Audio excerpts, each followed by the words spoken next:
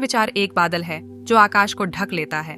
मौन में आकाश साफ हो जाता है और सितारे चमकने लगते हैं। ओशो बताते हैं कि विचारों का हंगामा अक्सर हमारे सच्चे स्व को छिपा लेता है। मौन के अभ्यास से हम इन बादलों को हटाते हैं और अपनी वास्तविक प्रकृति की चमक का अनुभव करते हैं। हंसी की रिहाई। हंसो मत, डरो मत। हंसी डर का शत्रु है। तुम हंसोगे और तुम्हारे डर पिघल जाएंगे। ओशो यह समझाते हैं कि हंसी हमें हमारे आंतरिक जेलों से मुक्त करती है। डर और चिंता के बोझ को छोड़कर हम हल्के और स्वतंत्र महसूस करते हैं। हमारे सच्चे स्व की लहरें हंसी के साथ बहने लगती हैं। नदी के दोनों किनारे। जीवन नदी के समान है। मौन एक किनारा है, हंसी दूसरा किनारा है। दोनों आवश्यक हैं। ओशो हमें ध्यान दिलाते हैं कि सच्चा जीवन स्थिरता नहीं, बल्कि संतुलन का नृत्य है। मौन की गहराई से हम शक्ति भरते हैं और हंसी के प्रकाश में हम उसे व्यक्त करते हैं। दोनों मिलकर हमारी पूरी जिंदगी का ताल बनाते हैं। दर्पण में झलक। मौन हमें दर्पण दिखाता है, हंसी हमें स्वीकार करती है। ओशो कहते हैं कि मौन हमारे सामने असली चेहरा पेश करता है, जबकि हंसी उस चेहरे को प्यार से स्वीकारती है। मौन हमारे अंधकार को उजागर करता है, हंसी हमें उस अंधकार में भी प्रकाश खोजने का साहस देती है। निरंतर गूंज। सच्चा स्व न तो मौन है, न ही हंसी। वह दोनों के बीच का धुन है। वह निरंतर गूंज है जो कभी रुकती नहीं। ओशो सिखाते हैं कि सच्चा स्व कोई स्थिर अवस्था नहीं, बल्कि एक गतिशील धारा है।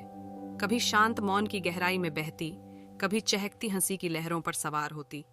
दोनों के सम्मिश्रण में ही हम अपनी अनंत संभावनाओं को पहचानते हैं। मौन और हंसी पर 5 विचार। 1। मौन का द्वार। मौन शब्दों का समाप्त होना नहीं है, बल्कि भीतर की गहराई का खुलना है। ये विचारों का शोर बंद करना नहीं है, बल्कि एक नई तरह की समझ का जन्म लेना है। 2। हंसी का झरना। हंसी झरने की तरह है जो जमे हुए दिल को पिघला देती है। यह अहंकार की दीवारों को तोड़ती है और हमें खुद के प्राकृतिक स्वभाव से जोड़ती है। 3। मौन का सागर।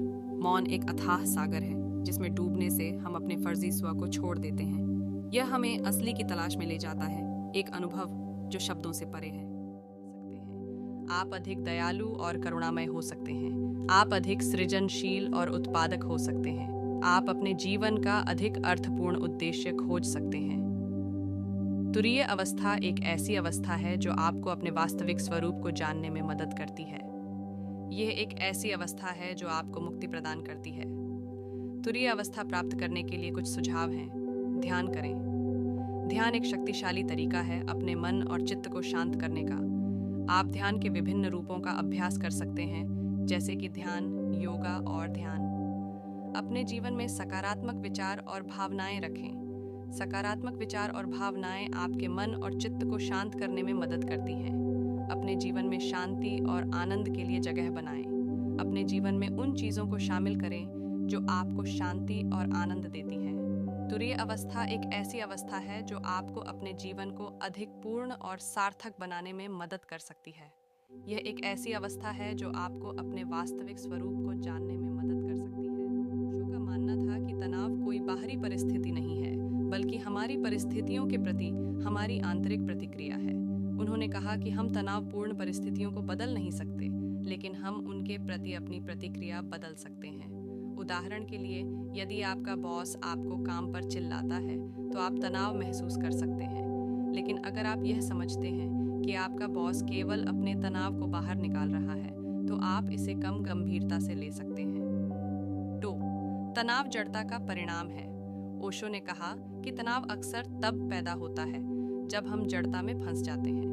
उन्होंने कहा कि जब हम जीवन के प्रवाह के साथ जाने के बजाय अतीत या भविष्य के बारे में चिंता करते हैं, तो हम तनाव पैदा करते हैं। उदाहरण के लिए, यदि आप अतीत में हुई किसी बात के बारे में चिंतित हैं, तो आप तनाव महसूस कर सकते हैं। लेकिन अगर आप वर्तमान क्षण में रहने और अतीत को जाने देने का प्रयास करते हैं, तो आप तनाव से मुक्त हो सकते हैं। आज के लिए बस इतना ही।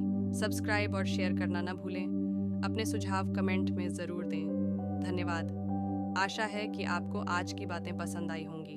अगली बार फिर मिलेंगे। तब तक सुरक्षित रहें और स्वस्थ रहें। नमस्ते।